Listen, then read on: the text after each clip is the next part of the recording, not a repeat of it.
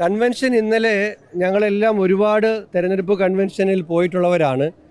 ഞങ്ങൾ തന്നെ വലിയ ഭൂരിപക്ഷത്തിൽ വിജയിച്ച പാലക്കാട്ടെയും പുതുപ്പള്ളിയിലെയും തൃക്കാക്കരയിലെയും കൺവെൻഷനേക്കാൾ വിജയകരമായ കൺവെൻഷനായിരുന്നു. ഒരു കാര്യം ശ്രദ്ധിച്ചത്, അവസാന സ്ഥാനാർത്ഥിയും കഴിഞ്ഞ് നന്ദി പറയുന്നത് വരെ ഒരു പ്രവർത്തകൻ പോലും സീറ്റിൽ നിന്ന് എഴുന്നേക്കാതെ വലിയ ആവേശത്തിലും സമർപ്പണത്തിലും നമ്മളെക്കാൾ വലിയ ഉത്തരവാദിത്വത്തിലും UDFൻ്റെ പ്രവർത്തകർ ഈ മണ്ഡലത്തിൽ നിരക്കുന്ന കാഴ്ചയാണ് കണ്ടത്. കൺവെൻഷനോടുകൂടി ഞങ്ങൾക്ക് കൂടുതൽ ആത്മവിശ്വാസം വന്നിരിക്കുകയാണ്.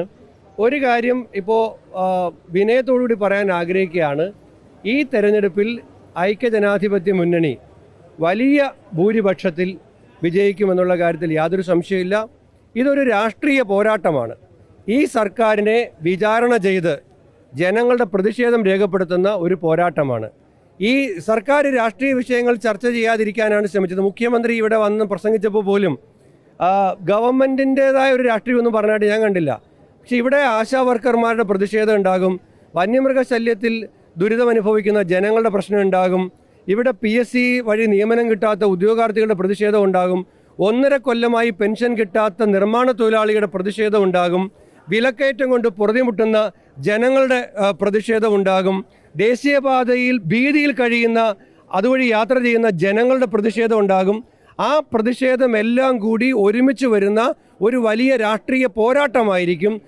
ഈ ഗവൺമെൻറ്റിനെ ഞങ്ങൾ 1, 2, 3, 4, 5, 6, 7, 8, 9, 10 എന്ന് എണ്ണി വിചാരണ ചെയ്ത് ഈ നിയമസഭാ തെരഞ്ഞെടുപ്പിന് മുമ്പ് ജനങ്ങളുടെ മുമ്പാകെ തുറന്നു കാട്ടി നിലമ്പൂരിൽ ഞങ്ങൾ ഉജ്ജ്വലമായ രാഷ്ട്രീയ വിജയം നേടും.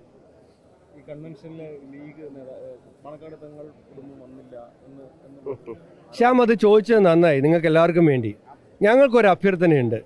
സാധാരണ മാധ്യമങ്ങൾ എടുക്കുന്നത് ഒരു ആൻറ്റി എസ്റ്റാബ്ലിഷ്മെൻറ്റ് പൊസിഷനാണ്. എപ്പോഴും മാധ്യമങ്ങൾ പ്രതിപക്ഷമാണെന്ന് പറയാറുണ്ട്. പക്ഷേ ദേശീയ മാധ്യമങ്ങൾ കുറേ കാലമായിട്ട് ഭരിക്കുന്നവരുടെ കൂടെയാണ്. കുറച്ച് ദിവസമായിട്ട് കേരളത്തിലും അങ്ങനെ ഒരു മാറ്റം ഉണ്ടായിട്ടുണ്ടെന്ന് തോന്നുന്നു. പ്രതിപക്ഷ നേതാവ് പറഞ്ഞ പോലത്തെ ആരോപണമൊന്നും ഞാൻ പറയുന്നില്ല, പക്ഷേ അത് മാധ്യമങ്ങളുടെ വിശ്വാസ്യത കളയും. ഇന്നലെ പ്രസംഗിച്ചപ്പോൾ ബഹുമാനപ്പെട്ട കുഞ്ഞാലിക്കുട്ടി സാഹിബ് പറഞ്ഞു, നിങ്ങളിത് എൻ്റെ ഇപ്പോൾ ഇത് പിടിക്കുന്നുണ്ടെങ്കിലും കൊടുക്കുമെന്ന് എനിക്കറിയില്ല, എന്നാലും ഞാൻ പറയുകയാണ്. അദ്ദേഹം പറഞ്ഞു, മക്കത്ത് നിന്ന് ബഹുമാനപ്പെട്ട തങ്ങൾ ഇവിടെയെല്ലാം ശരിയല്ലേ, നമ്മുടെ പ്രസിഡന്റ്, ലീഗിൻ്റെ പ്രസിഡന്റ്, ഞങ്ങളെ UDFൻ്റെ പരമോന്നത നേതാവ്, അദ്ദേഹം ചോദിക്കുകയാണ് ഇവിടെ എല്ലാം ഓക്കെ അല്ലേ, കുഴപ്പങ്ങളൊന്നുമില്ലേ എന്ന് ചോദിക്കുമ്പോൾ അദ്ദേഹം മക്കത്താണ്, ഹജ്ജ് ചെയ്യുകയാണ് എന്നറിഞ്ഞിട്ട് തൊട്ടു പിന്നാലെ പാണക്കാട് പിന്നെ കുടുംബം വിട്ടുനിന്നു എന്ന് പറഞ്ഞിട്ടൊരു നെഗറ്റീവ് ന്യൂസ് നിങ്ങൾ ഞങ്ങൾക്കെതിരെ കൊടുത്തത് എന്തിനാണ്? അതിൻ്റെ തലേദിവസം മുനവറലി ഞങ്ങൾ ഒരുമിച്ചാണ് പരിപാടി കഴിഞ്ഞിട്ട് രാജറാണി എക്സ്പ്രസ്സിൽ ഞാനും മുനവറലി തങ്ങളും ഇവിടുത്തെ പരിപാടി പങ്കെടുത്തിട്ട് ഞങ്ങൾ ഒരുമിച്ചാണ്, ഞാൻ പോയിട്ട് പിന്നെ തിരിച്ചു വന്നതാണ്. ഇന്ന് അബ്ബാസ് അലി തങ്ങളാണ് രാവിലെ ഇത് ഉദ്ഘാടനം ചെയ്യാനിരിക്കുന്നത്. ഇതെല്ലാം അറിഞ്ഞിട്ട് നിങ്ങൾക്ക് ഒറ്റ രാത്രി കൊണ്ട് ഇങ്ങനെ ഒരു കുത്തിത്തിരിപ്പ് വാർത്ത കൊടുത്താൽ എന്ത് സുഖം കിട്ടും? ഇതൊരു പിറ്റേ ദിവസം രാവിലെ പൊളിയുന്നതാണെന്ന് അറിഞ്ഞുകൊണ്ട് ഈ വാർത്ത കൊടുത്തിട്ട് എന്ത് ചെയ്യാനാണ്? ഞാൻ ഒരു കാര്യം പറയാം, എന്ത് വാർത്ത നിങ്ങൾ നെഗറ്റീവായിട്ട് കൊടുത്താലും ഞങ്ങൾ ഈ തെരഞ്ഞെടുപ്പ് ജയിക്കും, നിങ്ങളുടെ വിശ്വാസ്യത പോകും. മറ്റുദ്ദേശമൊന്നും ഇല്ലാതെ അബദ്ധത്തിൽ പോയി വാർത്ത കൊടുക്കുന്നവരാണെങ്കിൽ പിന്മാറണം. മറ്റുദ്ദേശത്തിൽ വാർത്ത കൊടുക്കുന്നവരെ പിന്മാറ്റാൻ നമുക്ക് ആർക്കും കഴിയില്ല.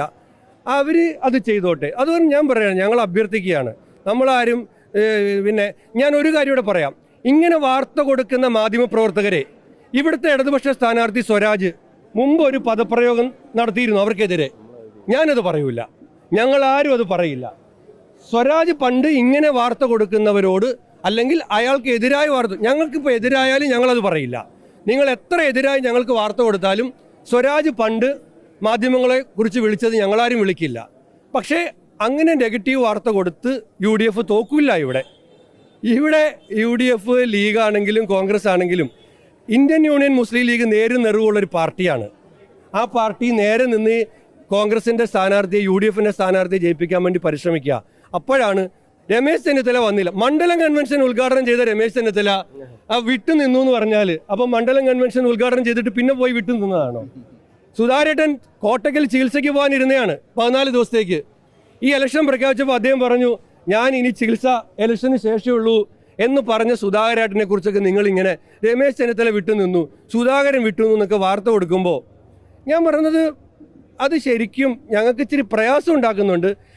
നിങ്ങൾ ഉണ്ടാക്കുന്ന പ്രയാസത്തിൻ്റെയും കൂടെ ഇരട്ടി പണി ഞങ്ങളുടെ പ്രവർത്തകരങ്ങ് എടുക്കും. അത്രേ ഉള്ളൂ.